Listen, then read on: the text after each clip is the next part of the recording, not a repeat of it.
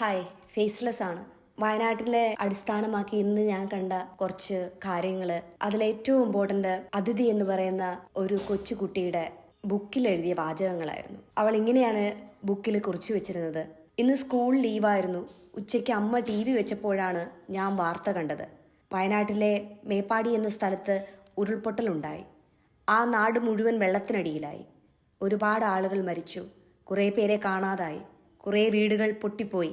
TV ആളുകൾ കരയുന്നു. ഏറ്റവും ഇമ്പോർട്ടൻ്റ് ആയിട്ടുള്ള ഭാഗം അവൾ ചോദിച്ച ഒരു ചോദ്യമുണ്ട്: ദൈവം എന്താ ആരെയും രക്ഷിക്കാത്തതെന്ന്. ശരിക്കും പറഞ്ഞാൽ ഇത്രയും യുക്തിപൂർവ്വം ചിന്തിക്കുന്ന കുഞ്ഞു കുട്ടികളെ കാണുമ്പോൾ ഭാവിയിലേക്ക് പ്രതീക്ഷകളുണ്ട്. പക്ഷെ അതിനോടൊപ്പം തന്നെ അവൾ എഴുതിയ ആ കാര്യങ്ങൾ ഭയങ്കര വേദന ഉളവാക്കുന്നതാണ്. പക്ഷേ അതിഥി, ഞാനൊരു കാര്യം പറയട്ടെ. നിന്റെ ആ ലാസ്റ്റത്തെ ക്വസ്റ്റ്യൻ ഉണ്ടല്ലോ, അതിനുള്ള ഉത്തരം എവിടെയുണ്ട്? നമ്മൾ മനുഷ്യർ തന്നെയാണ് ദൈവങ്ങൾ. ആ മനുഷ്യരിപ്പോൾ വയനാട്ടിലെ ദുരിതഭൂമിയിലുണ്ട്, അല്ലെങ്കിൽ പലയിടങ്ങളിലായിട്ട് ദൈവങ്ങളായി പ്രവർത്തിക്കുന്നുണ്ട്. അതിൽ ആദ്യമായിട്ട് എനിക്ക് ചേർത്ത് വെക്കാൻ തോന്നിയത് ഞാൻ രണ്ടാമത് കണ്ട ഒരു ന്യൂസാണ്. പെറ്റമ്മയെ നഷ്ടപ്പെട്ട കുഞ്ഞുങ്ങൾക്ക് മുലപ്പാൽ വേണമെങ്കിൽ എൻ്റെ ഭാര്യ റെഡിയാണ് എന്ന് പറഞ്ഞുകൊണ്ട് ഒരു പൊതുപ്രവർത്തകൻ അയച്ച സന്ദേശം. അങ്ങനെ ഒരു തീരുമാനത്തിലേക്ക് അദ്ദേഹം എത്താനുണ്ടായ കാരണം അദ്ദേഹം പറയുന്നുണ്ട്: ദുരിതത്തിൽ മാതാപിതാക്കൾ നഷ്ടപ്പെട്ട ഒട്ടേറെ കുഞ്ഞുങ്ങളുണ്ട്. ഈ അവസരത്തിൽ സാമ്പത്തികമായ ഒരു സഹായം നൽകിയെന്നത് അവരെ കൊണ്ട് ബുദ്ധിമുട്ടായിട്ടുള്ള കാര്യമാണ്. സോ കുഞ്ഞുങ്ങൾക്ക് മുലപ്പാൽ നൽകാൻ തീരുമാനമെടുക്കുകയായിരുന്നു അവർ. അതിനുവേണ്ടി അവർ ഇപ്പോൾ വയനാട്ടിലേക്ക് പോയിരിക്കുകയാണ്. ശരിക്കും പറഞ്ഞാൽ ദുരന്തമുഖത്തിൽ അതിജീവനത്തിൻ്റെ ഉദാത്ത മാനവികത എന്നൊക്കെ പറയുന്നത് ഇതാണ്. അദ്ദേഹത്തിൻ്റെ പേര് സജിൻ എന്നാണ്. അപ്പോൾ ഇതിനോട് ഇനിയും ആൾക്കാരുണ്ട് ദൈവങ്ങളായിട്ട് വരുന്നവർ. ഇപ്പം വയനാട്ടിൽ മുഴുവനും ദൈവങ്ങളാണ്, ശരിക്കുമുള്ള ദൈവങ്ങൾ. ചുരുങ്ങിയ ടൈം കൊണ്ട് വളരെയധികം ഫാസ്റ്റായിട്ട് രക്ഷാപ്രവർത്തനം നടത്തുന്ന ആൾക്കാർ, Kerala fire and rescue team, police, സന്നദ്ധ പ്രവർത്തകർ, സിവിൽ ഡിഫൻസ്, ആർമി, NDRF, അതുപോലെ തന്നെ വേണ്ട സഹായം പല സ്ഥലങ്ങളിലായിട്ട് പല രാജ്യങ്ങളിൽ നിന്ന് എത്തിച്ചു കൊടുക്കുന്നവർ, തൻ്റെ ചെറിയ സമ്പാദ്യമാണെങ്കിൽ പോലും ഈ വയനാട്ടിലെ ദുരിതാശ്വാസ നിധിയിലേക്ക് ഇടുന്നവർ, മാധ്യമ പ്രവർത്തകർ, വേണ്ട ആഹാരം തന്ന്, അതായത് ദുരിതഭൂമിയിൽ നിൽക്കുന്നവർക്ക് വേണ്ട ആഹാരം പ്രൊവൈഡ് ചെയ്യുന്ന ആൾക്കാർ. അതിൽ ഷെഫ് പിള്ള, അദ്ദേഹത്തിൻ്റെ സഞ്ചാരി ഹോട്ടലിൽ നിന്ന് അദ്ദേഹം ദുരിതം അനുഭവിക്കുന്നവർക്ക് വേണ്ടിയും അതുപോലെ തന്നെ അവിടെ രക്ഷാപ്രവർത്തനം നടത്തുന്നവർക്ക് വേണ്ടിയും ഭക്ഷണം കൊടുക്കുന്നു. ഇവരൊക്കെ ദൈവങ്ങളാണ്. അതുപോലെ തന്നെ ദുരിതബാധിതർക്കായി തൻ്റെ തുണിക്കടയിലെ മുഴുവൻ വസ്ത്രങ്ങളും എടുത്ത് നൽകുന്ന ഇക്ക, തൻ്റെ ചെരുപ്പ് കടയിലെ ചെരുപ്പുകൾ മൊത്തം എടുത്തു കൊടുക്കുന്ന മനുഷ്യർ, ഇവരെല്ലാം ദൈവങ്ങളുടെ പ്രതീകങ്ങളാണ്. ദുരന്ത മേഖലയിലേക്ക് സാധനങ്ങൾ, സാനിറ്ററി, ഭക്ഷണങ്ങൾ തുടങ്ങിയവ കൊണ്ടുപോകാൻ കാർ ആവശ്യമുണ്ടോ എന്ന് പറഞ്ഞ് നമ്പർ കൊടുക്കുന്നവർ, രക്ഷാപ്രവർത്തകർക്കോ വയനാട്ടിലെ ചൂരൽമലയിലുള്ളവർക്കോ അത്യാവശ്യമായി മൊബൈൽ റീചാർജ് ചെയ്യണമെന്നുണ്ടെങ്കിൽ വിളിക്കുക എന്ന് പറഞ്ഞിട്ട് കോൺടാക്ട് നമ്പർ കൊടുക്കുന്നവർ, അതുപോലെ തന്നെ അനാഥരായി എന്ന് തോന്നുന്ന മക്കളുണ്ടെങ്കിൽ എനിക്ക് തരുമോ, എനിക്ക് കുട്ടികളില്ല, ഞാനും ഭാര്യയും പൊന്നുപോലെ നോക്കാം എന്ന് പറയുന്ന വ്യക്തി, ആരുടെയും കയ്യടി ആഗ്രഹിക്കാതെ വയനാടിനെ ഇരുട്ടിലാക്കാതെ പിടിച്ചു നിർത്തുന്ന KSEB ഓഫീസേഴ്സ്, ദുരന്തമുഖത്ത് നിന്ന് നീതിപൂർവമായ വാർത്തകൾ ജനങ്ങളിലേക്ക് എത്തിക്കുന്ന കേരളത്തിലെ എല്ലാ മാധ്യമ പ്രവർത്തകരും ദൈവങ്ങളാണ്.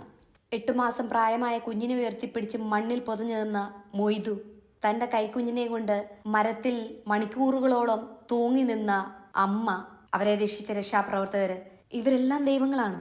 ദുരിതാശ്വാസ നിധിയിലേക്ക് സംഭാവന ചെയ്ത KSFE, Adani group, MA Yusuf Ali, വ്യവസായ രവിപിള്ള, കല്യാൺ ജുവലേഴ്സ്, തമിഴ്നാട് മുഖ്യമന്ത്രി, അവിടുത്തെ സിനിമാ താരങ്ങള്, സൗദി ഭരണാധിപതി, അങ്ങനെ ഇനിയും പേരുകൾ നീളുകയാണ്.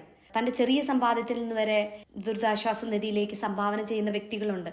അറിയപ്പെടണമെന്ന് ആഗ്രഹിക്കാത്ത വ്യക്തികളുണ്ട്. നമ്മുടെ പ്രജീഷ് എന്ന് പറയുന്ന സന്നദ്ധ പ്രവർത്തകൻ, അദ്ദേഹം ആശുപത്രിപ്പാടിയിലാണ് താമസിക്കുന്നത്. നാട്ടിൽ എന്ത് ആവശ്യമുണ്ടെങ്കിലും ഓടിയെത്തുന്ന ഒരാൾ, ഒരുപാട് സുഹൃത്തുക്കളുള്ള ഒരാൾ. ഉരുൾപൊട്ടലിൽ ഏതാനും മണിക്കൂർ മുമ്പ് പാടിയിലെ എല്ലാവരെയും ഒഴിപ്പിച്ചിരുന്നു. പക്ഷേ മാറാൻ തയ്യാറാകാത്ത 2 കുടുംബത്തെ, അതിൽ ഒരാൾ കിടപ്പ് രോഗിയാണ്. ഇദ്ദേഹം പ്രജീഷ് തന്നെയാണ് അദ്ദേഹത്തെ തോളിലേറ്റി സുരക്ഷിത സ്ഥാനത്തെത്തിച്ചത്. അതിനുശേഷം ആരെയോ രക്ഷപ്പെടുത്താൻ പോയതാണ്. പിന്നീട് അദ്ദേഹത്തിൻ്റെ ബോഡിയാണ് കിട്ടിയത്. അപ്പം അദ്ദേഹവും ഒരു ദൈവമാണ്. അതിഥി, അപ്പോൾ എനിക്ക് പറയാനുള്ളത്, ദൈവം മനുഷ്യരെ രക്ഷിക്കുന്നുണ്ട്. പക്ഷേ ദൈവം എന്നുള്ള പേര് മാറ്റണം. മനുഷ്യർ തന്നെ മനുഷ്യരെ രക്ഷിക്കുന്നുണ്ട്. ദൈവങ്ങൾ എന്ന് വിളിക്കപ്പെടേണ്ടത് മനുഷ്യർ തന്നെയാണ്.